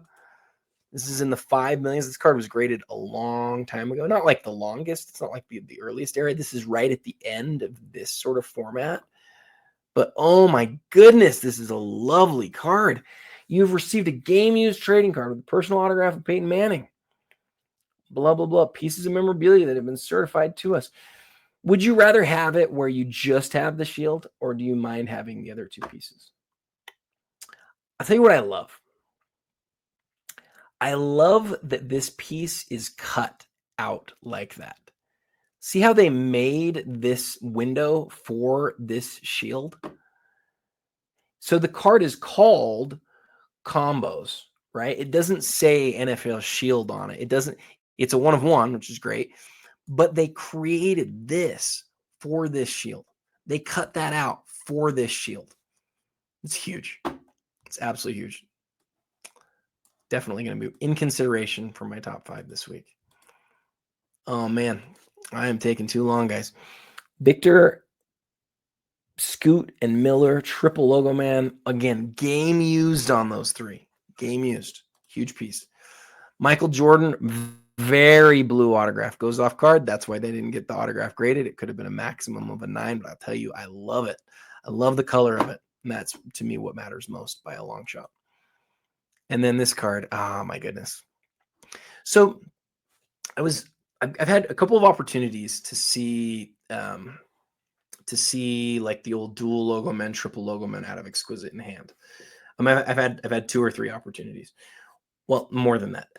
When I was working back at PWCC full time, one of the things that was my job to do was to come into the office once a month whenever they had their premiere auction, and I would look at every card. And I would do like a 60-second video in hand with the card, and I would talk about like what I loved about it. This card, okay, so actually before I get there, I did that, and then I did that every month, right? And I was able to see a lot of these. Also, a few months ago, I was able to go to the Sotheby's office and see, or excuse me, the Fanatics Collect office with Fanatics office with Sotheby's, and we were able to look at a few cards that are also from these sets. Here's the thing that I will tell you, and I just cannot overstate this. Okay, cannot overstate it. There are a lot of years of different like types of logo men from Upper Deck. One way that a card can be made best is like if it was the first dual logo man or the first dual logo man auto of a specific pairing, especially a pairing like this that matters. That's a really cool thing. But to me, the biggest, most noticeable thing about these cards when you get them in hand is the surface of the card. And we're talking about like the area that they sign on and the area around the patch window. Okay, so now if we click on this card and we zoom in, you're going to only be able to see so much. I would recommend looking at the 360 view. This 1 of 1 is in holofoil. The names of the guys are in holofoil. This over here that says dual logo man is in holofoil. The patch window and these like sweeping lines are in holofoil. And the autographs are just signed perfectly in their little spots. Yao and T-Mac crushed it with those nice, perfect, tight autographs. And it's important to get it right because there's just not a lot of space. You could have signed over a face. You could have gone into the patch window, could have gone off the card. They could have even gone into the holofoil. I personally don't care if it goes in the holofoil or into the other areas as long as we avoid the face. And generally, I'd like it to stay on card if possible. This is a perfect card. Straight up, this card is freaking perfect. The autographs are ideal. The holofoil is ideal. And then you look at the back of the card. They have been certified to us as have been used in an NBA, in an official NBA game, and the autographs are signed in the presence of a company representative. This is a perfect card of a combination that makes sense and that matters. Yao introduced the NBA to China. Yao introduced the NBA to Asia in a lot of ways. And you'd say, no, they knew about it. It was popular. I know, but in mass, Yao Ming changed the NBA more than just about any person who's ever existed, right? The popularity of our cards, the popularity of the sport, it all comes from Yao. A lot of it comes from Yao, and that's because of how many people are in China and how beloved Yao Ming was. He was absolutely beloved. Shouldn't have made some of the all-star teams that he made, except for the all-star game is for the fans. And he was so popular, right? He led the league in all-star voting so many times because of it. And his greatest teammate of all time by a million miles is the guy who's next to him on this card. T-Mac and Yao represent so much of an era, represent so much of this exquisite era. This is one of those that I would say watch this one closely. It'll depend on how many bidders there are, but this is one of those that'll be really interesting to watch on the night that it ends, and I'm really excited for it. And it's going to go in my top 5 because this – I don't say it very often, but sometimes you just look at something and you go, that's a perfect card. Checks all the boxes, all of them for a collector. It checks all of the boxes. And it was just, it's a collaborative piece of art. What if they messed up on those autographs? What if the designer got it wrong? They got every element of it right. And I love it. Okay, are we done with Fanatics? I think we're done with Fanatics. Okay, we are so out of time, but we can't be. We got so much more. So what's interesting, Fanatics has their premiere ending first, and then their weekly on Sunday. And Goldin's the opposite. Goldin has their weekly first, and then their premiere on Saturday. So this weekend, from Thursday to Sunday, it's just like just auctions just all the time. I think Friday is the only day you really get a break. So we're gonna hit the weekly first, and then we're gonna hit the elite auction for Goldin. And we're not going to spend too much time on the weeklies just because there's so many big auctions. We do start with a pretty huge card here, though. You can make a very quick case that these are the two most interesting players from the 2023 draft. Both of their logo men on a single card, right? Made by Immaculate. Now, the question is whether they're game used. I don't think they are, but we're going to take a look. SGA, numbered out of 99, obviously having a massive moment. Another massive SGA. This is the Flawless in an OKC uniform. Not a rookie, but in an OKC uniform. A nice Nike advertisement here for Chet. Chet obviously having a big moment. What is this? Shohei Ohtani, 1 of 1 from 2022 update. Another Ohtani. This is the Stadium Club red autograph refractor. Numbered out of 25. Ooh, a Kaboom Black. Zlatan Ibrahimovic. He's a guy I've actually heard of. For me, that's a pretty big deal. Holland, I don't know how to say this. Bundle Gisa Gold Refractor. I've heard other people say it. I just don't know how to say it. Numbered out of 50. That's really an interesting piece. This card is one that people thought is like one of the biggest cards in soccer. But I'm not sure they still think that. I will tell you this. A black Kaboom is a huge deal. Absolutely huge deal. And I'd love to take more time, guys. I got to keep moving, though. I got to keep moving. What we need to do, we're going to look at this one real quick. I don't think it's game used, but we just got to make double sure. The enclosed officially licensed material is not associated with any specific event, blah, blah, blah. Does it say game used? I don't think it does. So for Panini, that to me is like, this is not a game used card. But it is a rookie. See the big shield? Rookie, 1 of 1 of the 2 most collected rookies of an entire draft class. And that is why, even though it is not game used, it is by far the number 1 card of the week at the Goldin Weekly. So we'll get out of that. And now we will come to the Wait, did I mess up? I did mess up. I got out of the Goldin Premier or Goldin Elite. Sorry. Let me go back to the Goldin Elite because that is one of the major things that I have to hit. So, oh my goodness. Yeah, this is going to be huge. So let's sort by highest first. We're going to take 20 minutes. I can't take more than that. Otherwise, I'm going to run out of time on this episode. It's going to be one of my big, not shockingly, it's going to be a long episode. So let's start. We've sorted by highest, right? Highest first. Okay. Sorted by highest first. We don't have like a basketball filter on, do we? Okay. I'm always in Goldin setting up filters. I want to make sure I wasn't missing anything. So the big 3 cards as of right now, we have the 1980 Topps in a PSA 10. I would argue it's the second most iconic basketball card of all time. Let's do this. I'm so bad at messing with this. Let's do this. Let's put me over here. I would argue it's the second most iconic basketball card of all time. I would argue it's the second most important basketball card of all time.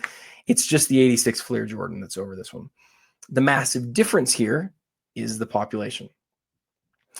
I think it's like a pop 19. And I don't want to click on it and find out, or don't want to click on it and then have it air out on me, but I might try it. Because I'll bet it says inside here what the population is on this card. Let's see if it does. Among the nearly 16,100 copies recorded, there are 23. Less than 1/5 of 1%. It's actually almost less than 1/10 of 1%. That is, it's like 1/8 of 1%. There is 0.1% of these cards that have ever been graded that have been a PSA 10. So when you look at this card, there's like 2 or 3 tells that you want to look for immediately. One is the centering of the card. So look at the centering left to right. Looks great. Look top to bottom. I think it looks great. The next thing that a lot of people look at is the centering on the perforations. That is not quite on exactly where you want it to be, but it's fine.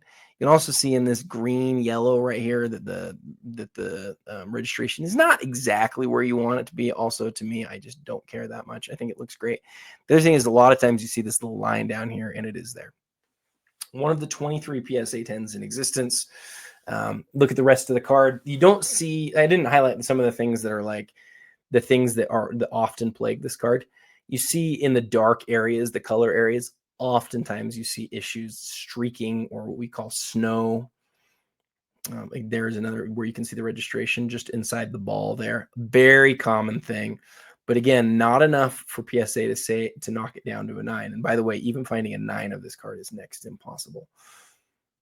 There's a really funny fake version of this card that they changed one of the names on the back here.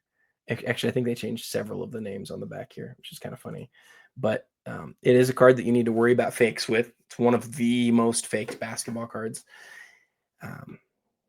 Just a wonderful piece, and definitely the biggest piece of the week at the Goldin. At least from this point, it is the biggest piece of the month here on the June Elite Goldin auction.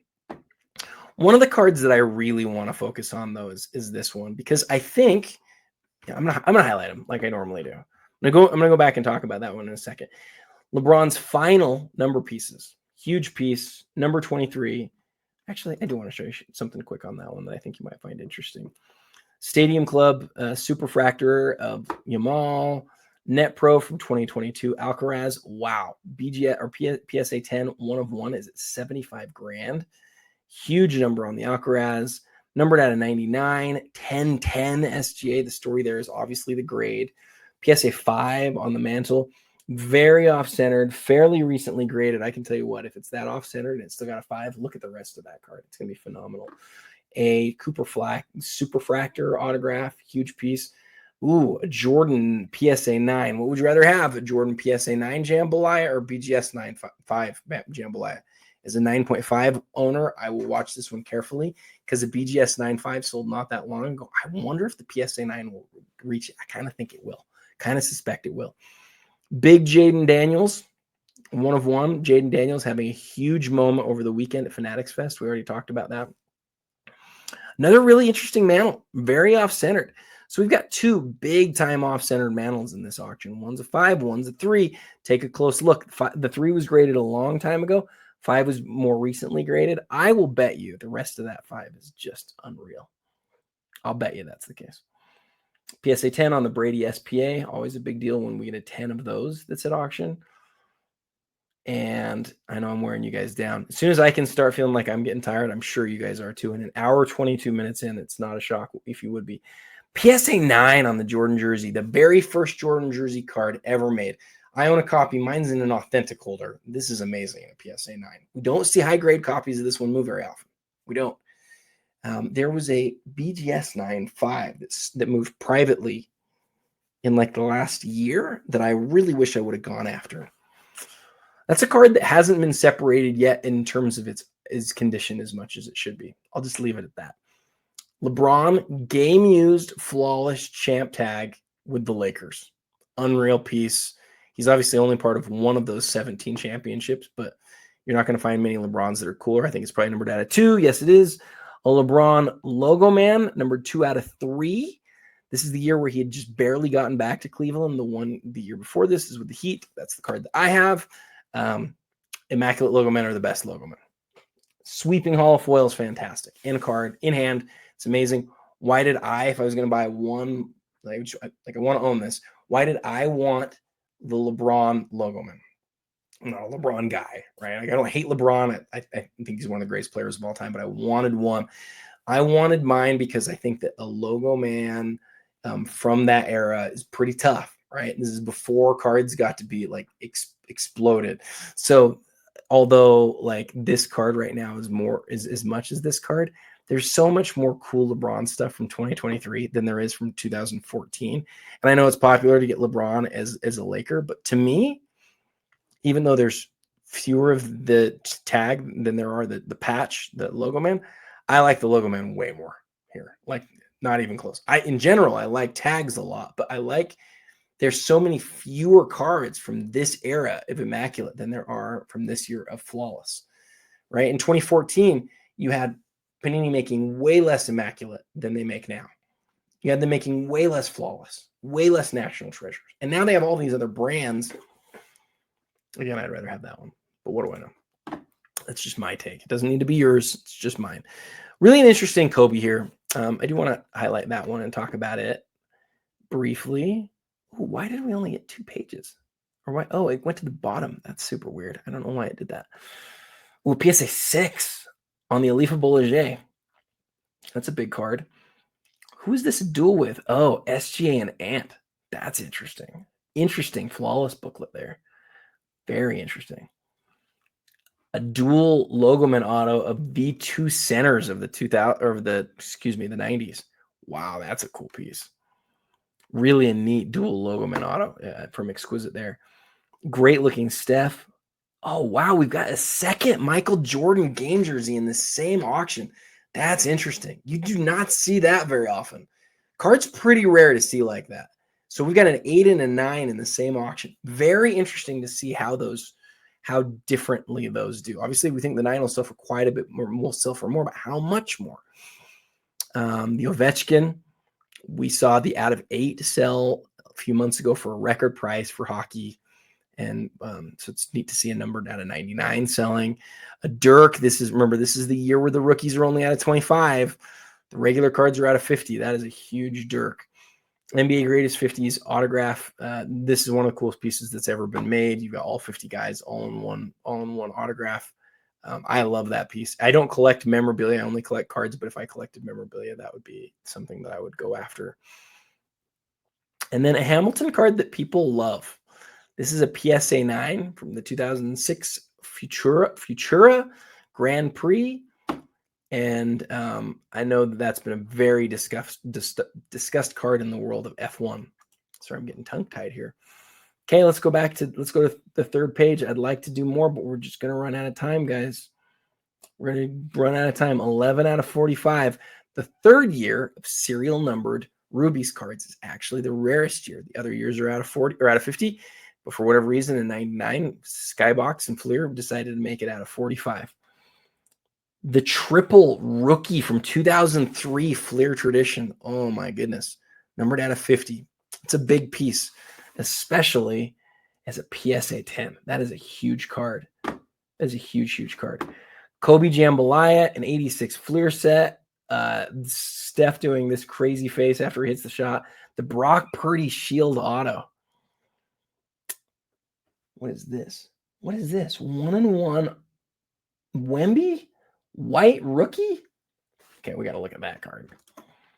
And then another Wemby. This is the black. We saw the Nebula sell last month, I think, at Goldin. Really a nice Kobe 1-of-1 autograph.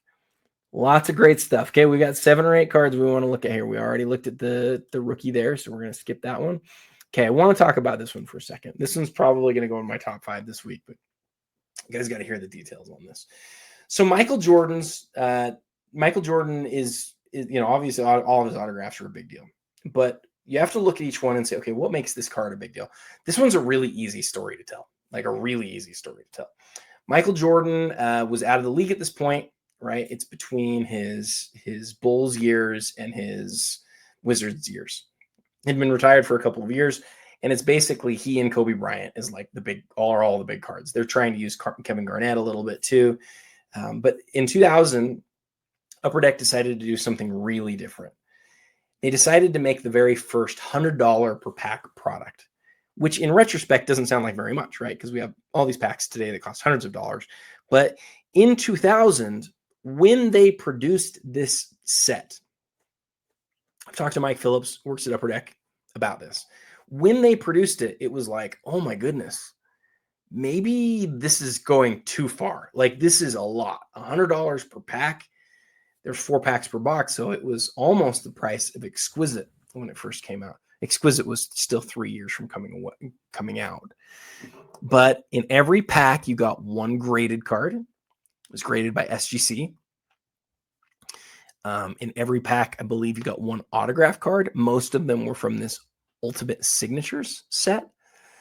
Jordan has cards in the set, I believe, that are numbered 75 and 25. And then he has the 1 of 1s. They made 5 different versions that are numbered 1 out of 1, and each of them is serial numbered in holofoil and is just beautiful. I can't say I've ever seen one in person. I can only tell you it's beautiful from looking at the image, and you can tell for yourself. That is a beautiful, beautiful card. And again, the way that the serial number really stands out, I think is obviously like pretty special, pretty unique. The autograph looks great. You can see that the rest of the foil is also holofoil. I mean, and the other ones, they're not. They're flatter foil. So the 1 of 1s are really, really cool here. But listen, we're not talking about a small Michael Jordan card. For the year, you could make the case that this is the best Michael Jordan card that was made that year. Like for all of 2000. Remember, this is before you had Logo Man. They didn't have any Logo Man cards. 2000 Ultimate did make the first serial numbered autographed patch cards. The first stamped serial numbered patch autograph cards. I have the Michael Jordan of that. It's numbered to 23. I might make the case that that is even a better card than this. One of those has not sold in a really long time. But it's certainly between these 2 cards out of Ultimate Collection. And I think some people would say, Adam, you're crazy. Of course you would go with the 1 of 1s over the 23. And honestly, I think that's a fair take. I just like that it was the first autograph patch that was stamped serial numbered. And to me, I think that really matters. But what I will tell you, leaving my card aside, which we obviously should do, this one being a 1 of 1, being out of the first $100 per pack product, predating Exquisite by 3 full years, being before he ever suited up for the Wizards. It's one of the most interesting Michael Jordan autograph cards that you'll ever see at auction. And so it's shocking to see it at auction. It's absolutely shocking. And even though there's 5 of them, I just wonder, what's the fight going to be like for this card? I think we're going to see a fight for this card. I could be wrong, because maybe the fact that there's 5 of them, it'll stop them from being a fight. I don't think so though. Like it's Jordan. It's a 1 of 1 Jordan autograph from 2000. How many 1 of 1 Jordan autographs exist before 2000? You've got the 12 that were made by the Final Floor Upper Deck stuff from the year before. I think that's the whole list. I think there might be some other weird stuff that came out that I'm not thinking about, but like this is one of the very first 1 of 1 Jordan autographs that's ever made. So this is definitely a card that is going to be on my top 5 this week. And then let's go through. Oh man, the reason I wanted to look at this LeBron, you can just see if you highlight it, see how the 2 and the 3 are cut out of the cards. See those sweet patches. We're almost done here, guys. I'm gonna go fast here. The Kobe, the autograph gets lost in the card here. It's one thing that I have one reason why I haven't ever really loved it. But I'll tell you what I do love. This A Piece of History set comes out in 2000, 2001. This is the first year that they started making autographed patch cards. This isn't an autograph patch, though. You can look at the back and it says you have received a Piece of History trading card. The trading card was autographed in the presence of an Upper Deck. Their certificate expressly warrants the authenticity of the depicted athlete's signature. On the front of this card is an authentic piece of shoe worn by Kobe Bryant. So it's not an autographed jersey patch. It's an autographed shoe patch. And this came out. Let me think. When did the holographic set come out? The holographic set came out, I think, the year before this. I think that this is the second shoe. I think this is the first Kobe shoe autograph. You wish that the autograph did not get lost in that dark. It's the only negative. But it's out of 8. And he does not have a lot of these types of cards from this era. Like, this was one of the hits of the whole product. I don't know why there's suddenly a ton of noise outside, but there's a ton of noise outside. So forgive me for that. Then we have the Victor Wembanyama black. This is the first off the line. Black label, first off the line white. This is, remember, he does not have autographs out of Panini. And what he does have here is, it's a really cool looking card. Is it numbered? This has got to be numbered. Oh, there we go. 3 out of 7. Interesting numbering. The black label, it's the first off the line. Usually first off the line when they do really rare numbered stuff, they make it sort of random numbered. And that's what they did here. But that's a really cool piece, obviously. Another Wemby. This is the black prism, his second year. Straight up black prism, though. Nothing else funky about it. Just a straight up black. And that's going to be it for the Goldin Elite. Okay, we're going to fly through these last two, and then we're going to get to the top 5 of the week. For Fanatics, we're listed by highest first. Again, sorry about the volume. We have something going on outside my door, and so hopefully it will not last too long. But I'm not going to pause it. I'm going to keep pushing through here. So looked at the first page of the high dollar stuff. There's lots of big stuff at the weekly, though. I love the passing the torch. Jerry Rice and Randy Moss, probably the two biggest wide receivers of all time, numbered to 500. I don't know how many of the 500 are actually autographed. Definitely take a look. It might be all 500. It might be only 100 of them. A PSA 6 on the Messi, a big Pele from 1958, a couple of big Hamiltons, a 1952 Bowman mantle, 1954 Topps Aaron, first year Jordan star in a 5, actually 2 of them in a 5. How interesting is that? One at 2,400, one at 2,300, both in the same auction. A Duncan Colossal logo, man. Authenticated by CGC. This is from 2016. A rookie of Thurman Munson. Big dollar card. Lot of big cards ending, obviously.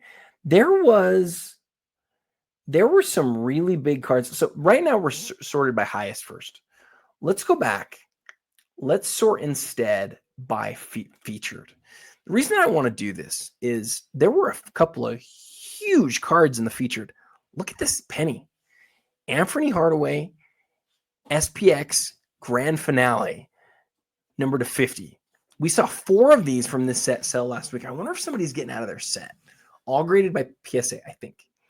But Penny is a bigger name than any of them that sold last week. I think he'll sell for higher than the Charles Barkley did. Maybe I'll be wrong. We'll see. But then look, LeBron, PSA 8 on the Essential Credentials rookie. I don't know why some of these images are small. The Centurions refractor of Kobe Bryant. The gold of LeBron, numbered 1 of 25 out of the Topps Contemporary. This is in the weekly auction, guys. The weekly. The gold, the 24 karat gold of Nash. I mean, there's some huge cards in the weekly. The Aaron Rodgers exquisite rookie. I mean, goodness gracious, a 9.5 on the Jeter SP. Just an absolutely huge week at the Fanatics Weekly. Definitely check that out. I'll always maintain this, okay? When you have a massive auction week like you do for Premier, some people are not going to end up looking in the weekly. And it sometimes can lead to some big deals. And the fact that this week has this many great cards in the weekly, you definitely want to check it out.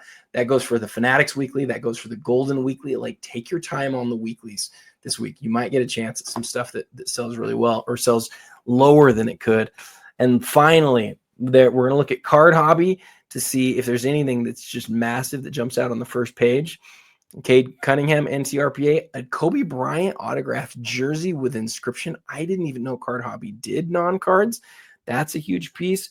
Really a big Shea from 2020, the National Treasures patch auto. I want to look at that actually, because that might be his first year with OKC stuff. Gosh, he might have stuff from 2019. I don't remember, but I want to see if that's game used.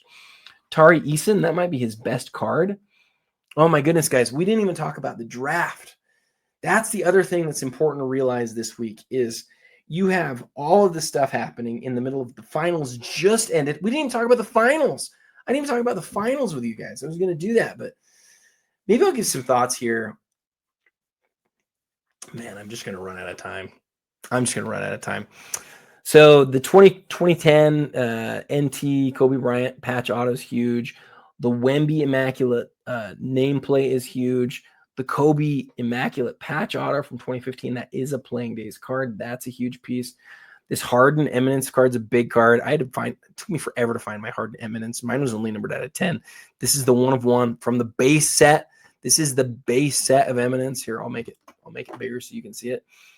This is the base set of Eminence, but just in the parallel. Yes, the base cards are actually autographed, but they were numbered out of 10. That's why I put the set together, because it was the rarest that the base card, the normal base card, was ever made for a base set. Frankly, it's too rare.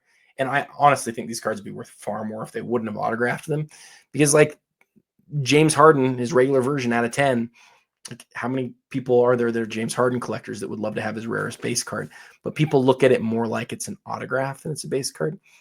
And I can say that I own the whole set. I'm pretty sure I'm the only person who's ever put together the old set, because I'm the only person who was crazy enough to do it. Okay, we're going to stop there for Card Hobby, but I wanted to look at a few things quick on these. I want to see if this SGA is game used. Oh, it is. This SGA is game used, and he is with the Thunder. That's a cool piece. I mean, he's the MVP. He's the MVP of the finals.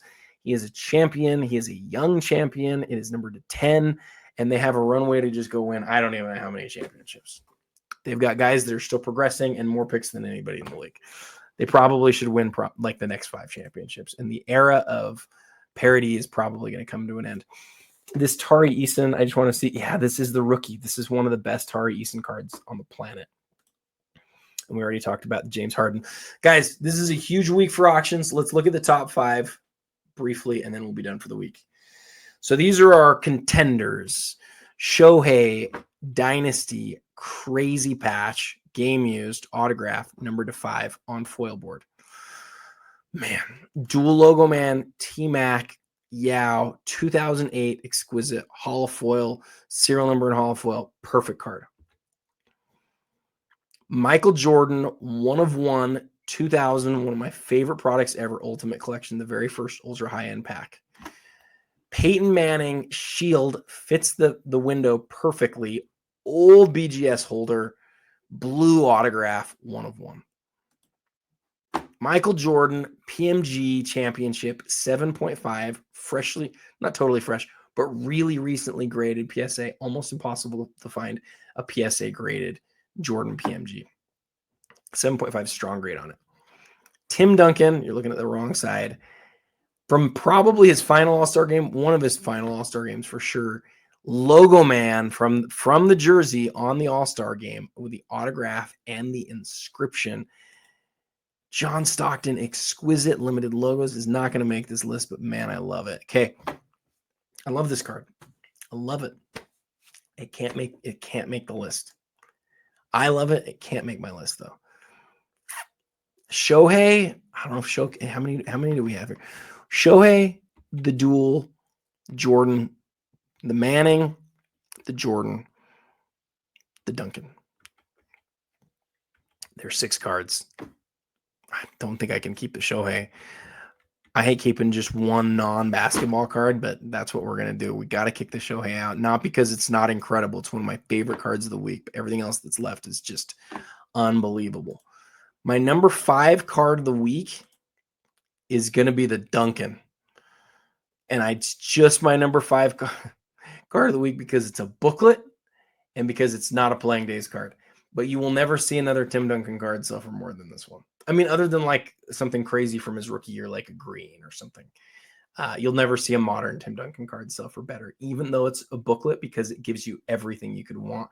And I can't believe they cut up that jersey and they put a logo man on it. But it's my 5 card of the week. Number 4, I don't want to do it number 4, but I'm going to put the Peyton Manning.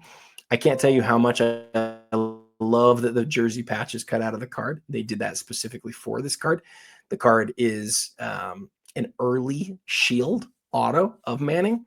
I love this. If you are a huge Manning collector, honestly, it does not get much better than this one. Now here's where the rubber really meets the road. Oh, heck, guys. I'm going to put the PMG 3rd.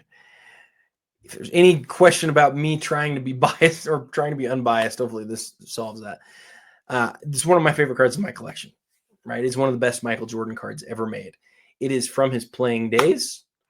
That's why I would consider it even for the 1 this week. I've said everything else that I've said about the case that it's in, the clarity, the quality of the card. He's dunking over Karl Malone with the Chicago skyline, the scope pattern, the little circles flying around. It's just, It's unbelievable. And it's going to be a really fun story to watch it sell this week. I can't believe I'm not putting it number 1. At number 2, I just tweaked my neck thinking about this hard.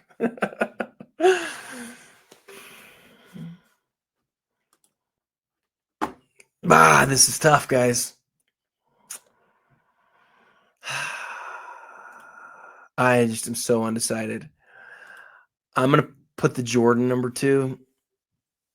I know that's crazy. That's probably wrong. I'm going to probably regret putting it number 2. You don't see Michael Jordan cards like this hit the auction block ever. And it's huge. It's the very first ultra high-end product. It's the one-of-one autograph. It's arguably the best card that came out from the very first high-end product. I don't know what more you could want. And finally, we have the card I'm going to put number 1 of the week because I just think it's a perfect basketball card in every way. If I was a Houston Rocket collector from this era, this would be the very best card that I would want. There's not another card I'd put ahead of it. This is it. It is perfectly designed. It was signed perfectly. It has both of the guys on it that I want. The autographs are well preserved. The holofoil is perfect. It's from the best looking year of exquisite dual logoman autographs. It's a perfect card. It's phenomenal. I don't know who the owner is. I'm not trying to get it to sell for more money. I'm not doing it. I just love this card. I love it. I love it. I love it. I love it. Guys, I hope you appreciate this show. I don't get paid to do the show. I do the show because I like to do it. And I want to highlight the biggest auctions of the week. I just want people to know that there are these big cards that are ending. And I hope that my perspective on it is interesting to you. If it is, if you've liked it, please like it. Please share it. And again, I appreciate everybody watching it. Like I said earlier, the vast majority of the people who watch this end up watching it for a long time. And that makes a big difference to me. I appreciate you guys. I hope you guys enjoyed the finals, man. Indiana fans, I would just leave you guys with this. Indiana fans, I can't even imagine what you're going through today. The run that you had was magical. I said to a friend today, it was more interesting and memorable than really most championship runs. And I know that probably doesn't bring any solace this morning, but you captured people's attention who don't even care about basketball. You captured the hearts of basketball fans who didn't know or care about your team beforehand, but absolutely loved your team and wanted you to win. I know it's especially hard because Halliburton's probably out for all of next season. But you don't get runs like that very often in all of the NBA. And so I hope you feel the magic of it for what it was. OKC fans, I'm super happy for you guys. I always sort of rooted against OKC because I sort of felt like they stole the Sonics, but it's not those fans' fault. And it's not those fans love their team. And it's really cool to see them get their championship. And Sam Presti was a genius forever while he was putting together the first Oklahoma City super team.